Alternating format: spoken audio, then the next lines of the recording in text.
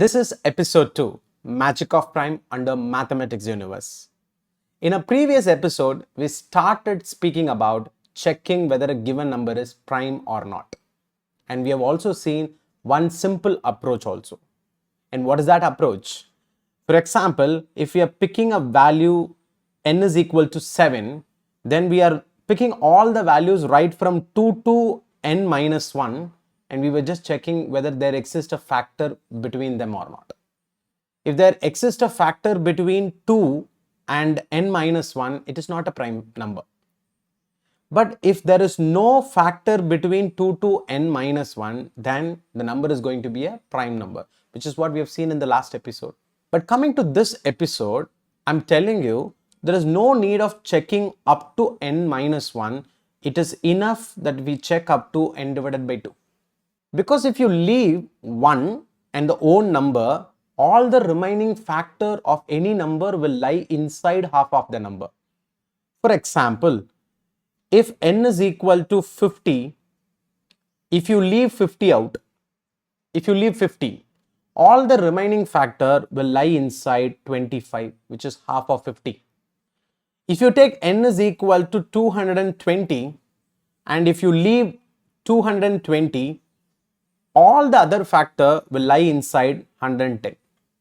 So if you take any number, all its factor lies from 1 to the number divided by 2. And after the number divided by 2, there is only one factor, which is the own number n. So from n divided by 2, after n divided by 2 up to n, there is no other factors. In this region, there is no factor. So why should we waste our time in checking those values? Okay, because what is that we usually does? What we were doing?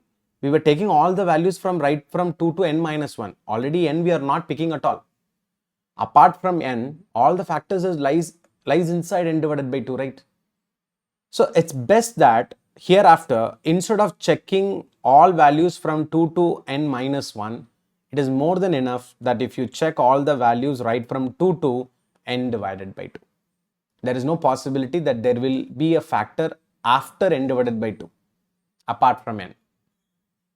Okay, so let's jump into the implementation. I already have the code that we already had in episode 1.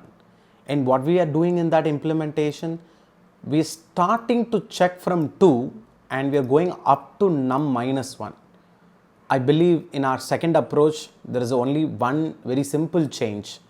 Instead of checking from 2 to num minus 1, we should be stopping at num divided by 2. So start checking from 2 and stop in num divided by 2. And don't go beyond it, it is all waste of time. And just that is the only change in terms of implementation. Okay, so I'm just changing this condition from I less than or equal to num minus 1 to I less than or equal to num divided by 2. And after making that change, let me compile.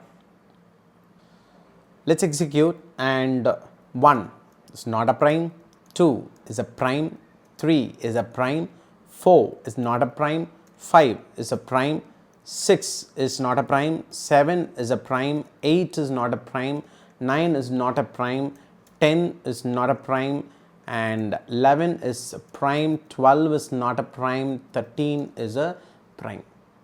It is working as expected, very similar to the previous approach. And this is it for this episode. And in the next episode, I'll meet you with the next efficient approach.